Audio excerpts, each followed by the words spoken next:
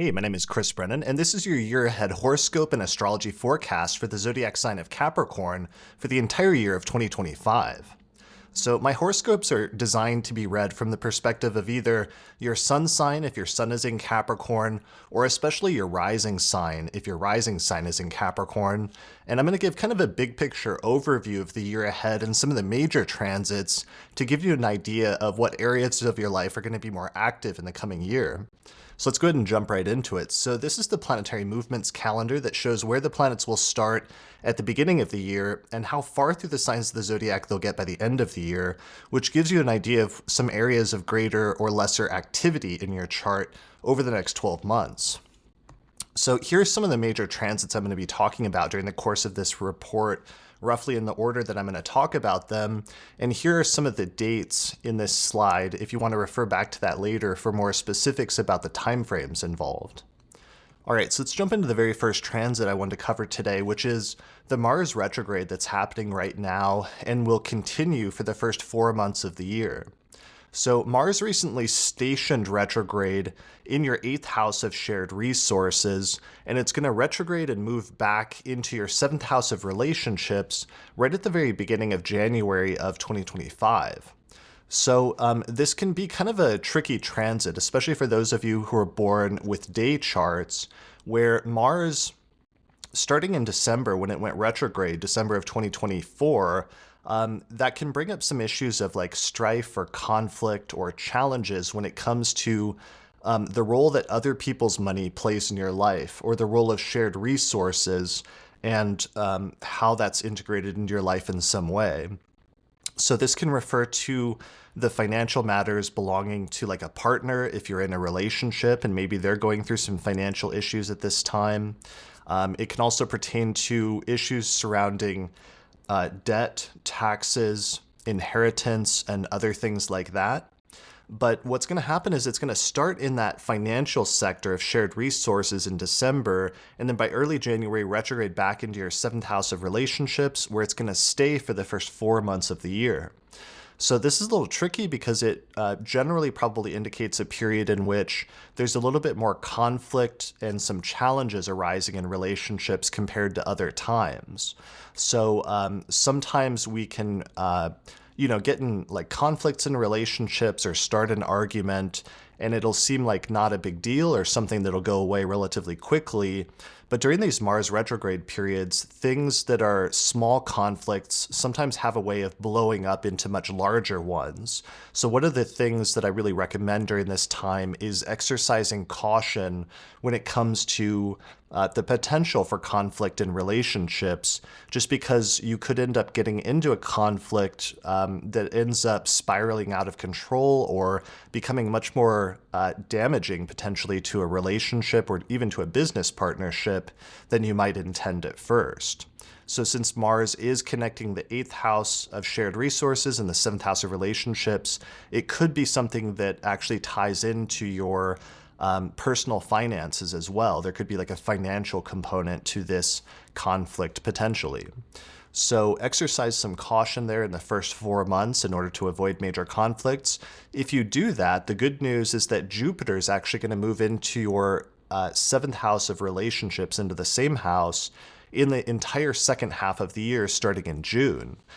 So Jupiter is the planet of like growth and optimism, and to whatever extent Mars has kicked up a lot of dust in the 7th house of relationships in the first 4 months of the year, Jupiter is going to come through there and kind of clean things up and sweep up some of the dust over the course of the entire second half of the year. So this is actually an incredibly positive transit for relationships that's going to counterbalance some of the challenges from the beginning of the year. So it's something to really look forward to. So when Jupiter goes into people's 7th houses, they can sometimes, if they're single, get into a new relationship that's really good. If they're already in a relationship, sometimes you can take that relationship to the next level or go through just a very positive period for that relationship at that time. Some people occasionally get married when Jupiter is transiting through their 7th house. So you'll have to like play it by ear and see what your personal situation is. But the general indication is just for very positive period for relationships starting in the entire second half of 2025 and going into the first half of 2026. All right, so moving on, The next set of transits that I want to talk about is a cluster of transits that's taking place this year in your fourth house of home and living situation and family, and especially your parents. So the first one is we're going to see in the March-April timeframe the last eclipse in Aries, which is in your fourth house of home and family. So eclipses in Aries, I always say that eclipses are major beginnings and major endings, in this instance in the area of home and family. So this is also the last of a series of eclipses that have been taking place in this sign since late 2023. So it's something where you've already seen some major beginnings and endings, and we're going to hit some sort of culmination or some sort of important turning point with respect to that at this time in the spring of 2025 with this eclipse in Aries.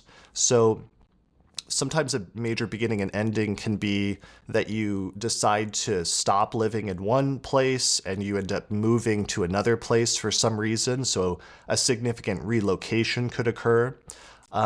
The fourth house also pertains to your family and your relationship with your parents.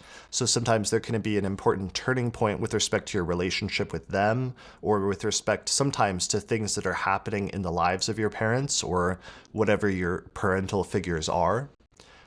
So that's the eclipse. But what's kind of weird is that there's 2 or 3 other transits also happening in your fourth house this year, not long after that or simultaneous to it. So one of them is that Saturn and Neptune, which have been transiting through your third house of communication and siblings and neighbors, Saturn and Neptune are both going to move into your fourth house this year in the spring, between like April and June, basically, and especially in the middle part of the year. Saturn and Neptune are going to come into a very close, almost exact conjunction this summer in the early degrees of the sign of Aries, which is, again, your fourth house of home and living situation. So this is important for Saturn because it's the beginning of a 3-year transit of Saturn through your fourth house of home and family. And it's important for Neptune because it's part of a transit that we'll get a preview of this transit that will last for over a decade. But this summer, we just get our first initial sneak peek into what that's going to be about. So some of the themes I would expect from that is that Saturn, when it moves into the fourth house, can sometimes indicate a period of surmountable difficulties with the area that it's transiting. So there may be some issues with your home and living situation or some challenges that arise that you have to deal with. Sometimes there can be maintenance issues at home that you have to deal with, or other things that are causing you to have to restructure and rethink your living situation, and to decide, if you're going to put a bunch of work into it to fix it, or if it's something where you have to walk away from that situation for some reason. So that's one scenario. There can also be some challenges or some distance or coldness for some reason in the relationship with your parents. So sometimes there can be things that you need to work on with respect to them that arise during this time with the Saturn transit going into that house. I feel like some of this, because you've been having eclipses take place in this house over the past year, that the eclipses and the major beginnings and endings that have been happening in the fourth house have probably been a precursor and have built up to this. So it should be like something that doesn't come completely out of left field because there's been a sort of ramping up to it. But it will be interesting to see how the vibe really changes with your fourth house, starting especially in the late spring and early summer of this year. The other part of this transit, of course, is Neptune going into your fourth house. And Neptune's tricky because it brings this sense of nebulousness and a lack of clarity to your home and living situation, as well as to topics related to family. So this is tricky because sometimes it means that you may not have a clear picture of what's going on with respect to those topics at this time, or that there's some sort of greater sense of lack of clarity that you start having about this area of your life. So sometimes that can be good because it can bring a sense of creativity or optimism to your home and living situation. And sometimes this can be incredibly good if you're reconfiguring your home for doing things creatively or for redesigning your home in a way that's aesthetically appealing. But with Saturn and Neptune both there in your fourth house, there's going to be some sort of tension between, on the one hand, being overly realistic to the point of pessimism, which is the direction Saturn's going to pull you towards, versus Neptune, which is going to be overly idealistic to the point of being just not connected with reality or completely checked out from it. And these two tensions are something that you're going to first become aware of during the course of this summer, in the middle of 2025, and that you'll have to start trying to resolve during the course of this transit so that you don't swing too much in either direction when it comes to this and how it relates to your fourth house of home and family. All right, so that's that transit. Then there's one more transit that actually is partially connected to your fourth house as well, which is that in the spring, around the time of the eclipses, Venus goes retrograde in Aries in your fourth house of home and family, and then it backs up and retrogrades back into your third house of communication, siblings, neighbors, and short distance travel. So with Venus going retrograde in your fourth house, sometimes this can indicate like a major redesign project. So you may rethink the decoration or the layout of your home in some way and just have a sudden drive to really rethink and redraw everything. And especially for those of you that have night charts, I think this is actually going to be a very positive transit for your home and living situation. And that process of redoing things or reconfiguring your home and living situation may be experienced as very positive and beneficial ultimately, even if it's kind of chaotic because it's also happening in the context of eclipse season and everything else. So this is going to start in your fourth house. Sometimes it can also bring up issues from the past. And this is doubly so because retrogrades pertain to the past in general and sometimes can bring people from the past back into our life. But the fourth house itself also relates to our past and to our early home life and our early experience of life. So there may be some themes of things coming back from the past, especially with respect to family. Like if you've been disconnected from family in the past, you may have a family member from the past that comes back into your life for some reason at this time. So this is true of the fourth house that primarily relates to parents, but then Venus is going to retrograde back into your third house, which is the house that pertains to siblings, if you have any, extended family like aunts and uncles and cousins and other relatives like that. The third house can also relate to neighbors, like people in your neighborhood, your immediate neighborhood, and people around you in your community. And finally, the third house is also communications and short distance travel, like driving around town and things like that. So there's some sort of positive reconfiguring of things in that sector of your life that starts at this time as well with this Venus retrograde. And similarly to the fourth house, like if there were people from your past that maybe you've disconnected with, like siblings or extended relatives or even neighbors, in some instances, you may see some of those people or some of those relationships coming back into your life at this time, or you may see yourself revisiting some of those things at this time in a way that could be significant or notable if you're paying attention during the course of the retrograde. All right, so that's the Venus retrograde transit, and then that takes us into the next transit, which is that the eclipses are shifting into your third house and ninth house axis this year. And this is interesting to me because Saturn had been transiting through your third house over the course of the past couple of years since early 2023, which is probably causing some issues or some surmountable difficulties in the area of siblings, extended family, neighbors, and communication and short distance travel.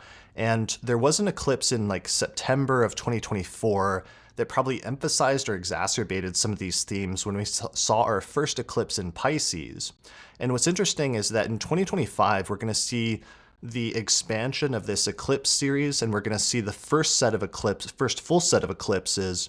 First one, I believe in Virgo, that's going to take place in the springtime in your ninth house of education and foreign travel. And then later, especially in the fall of 2025, there's going to be the first full set of eclipses in Pisces and Virgo that's going to be fully in your third house and ninth house axis. So what this set of eclipses usually means is that there's a series of major beginnings and major endings in this area of your life. And it's falling on the axis that has to do with what you know and what you believe about the world and how you communicate that to other people.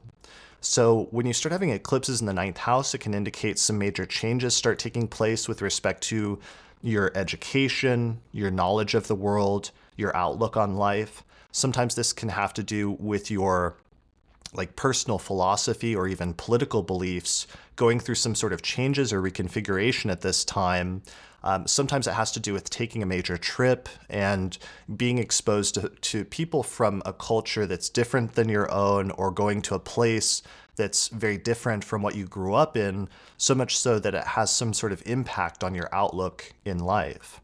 The ninth house can also relate to religious experience, so there may be some sort of shift in terms of your personal philosophy or religion or other things like that. Your approach to spirituality can start going through some changes at this time, significant ones. And then as a result of that, with the eclipses in your third house, it's going to change how you communicate that to other people. And at first, you might not be very good at communicating some of those changes that are happening within you to other people, and there may be some difficulties in that area at first. But ultimately, your communication style will go through a period of growth as you learn how to adapt it and to attempt to convey things to people more effectively. The third house eclipses can also indicate some major shifts with our relationships with siblings or extended relatives or neighbors, so that's something to keep in mind as well. But it's interesting how those eclipses are tied in with the Saturn transit from previously, the past 2 years through Pisces, as well as the Venus retrograde that really kicks things off in the spring. So that'll be an area to pay attention to. All right, so the very last transit I want to talk about is that the planet Uranus is departing from your fifth house, where it's been transiting since 2018, which is the house of children, fun and games, leisure activities, sex and sexuality, where it's been causing some major changes or signifying some major changes over the course of the past 6 years, and some things that have been unexpected or disruptive or possibly even liberating. And Uranus is going to move into your sixth house of work and health, where it's going to bring some of that energy of excitement, of rapid and quick change, as well as liberation to the sixth house of work, as well as health matters. So for some of you, this may mean that your workplace and whatever you do for work goes through some unexpected changes. This is going to be a long-term transit, a 7-year-long transit, but nonetheless, sometimes with Uranus, the pace of change can start happening much more rapidly in this new area of our life than we're used to before. So major changes at work, major sometimes disruptions or shakeups. You may find yourself wanting to be more independent or seeking more freedom within the workplace. The sixth house can also pertain to health, so sometimes there can be some major changes or shakeups when it comes to health. Sometimes this can be a good thing, though, because you can find a greater sense of liberation in focusing more on your health and focusing more on taking care of you. So sometimes people can get really into working out and going into the gym, and that sense of sort of excitement and revolution can be surrounding taking care of the body. It could be focusing more on your diet and what you eat, and different foods and things like that can sometimes be something that's very exciting. And especially since Uranus is a planet associated with technology, really getting into the technology underlying these things and sometimes using technology or leveraging it in order to reach new heights and to accomplish new things. So it's actually kind of an exciting area for you, I think, that's going to start in July of 2025 and for most of the second half of 2025. And that's going to be a preview of a longer term transit that will last through the early 2030s. So it'd be good to start paying attention to any changes or any shifts that start happening in that area starting in the summer of 2025, because they could be a preview of some longer term themes that are going to play out over the course of the rest of this decade. All right, I think that's it. Those are the major transits that I wanted to talk about today, just to give you a big picture overview of some of the stuff that's coming up for you next year. So if you're looking for more specifics, or if you're looking for good dates to do things next year, I've actually just released my 2025 electional astrology report, where I went through each of the next 12 months of next year, and I picked out the best dates astrologically to do things based on the principles of electional astrology. So people have used my past year's reports, since I do this annually, to do major things like to get married, to start a business, to go on a major journey or a major trip. So you can use this electional report to do any major thing that you just want to launch on a lucky or a fortunate date. So right now I just launched the report, and it's 20% off because I'm doing a launch sale, but only until the first week of January. So you can get the report at that discounted price right now at theastrologypodcast.com/2025report. All right, that's it for this report. That's it for this horoscope. So good luck in 2025, and I'll see you again next year. I just released my 2025 astrology calendar posters, which show all of the major astrological transits this year at a glance, and you can get those at theastrologypodcast.com/merch. If you want to learn more about my approach to astrology, then I teach an online course in ancient astrology called the Hellenistic Astrology Course, which has hundreds of hours of video lectures where I teach people how to read birth charts and how to understand and predict the future using transits and other timing techniques. So you can find out more information at theastrologyschool.com. Also, shout out to our sponsor for this episode, which is the Northwest Astrology Conference, which is happening in May of 2025 in Seattle, Washington, and it's being simultaneously streamed online at the same time. So you can find out more information at norwac.net. Finally, thanks to the patrons that helped to support the production of this episode of the Astrology Podcast through my page on Patreon. You can get early access to new episodes plus other bonus content by becoming a patron at patreon.com/astrologypodcast.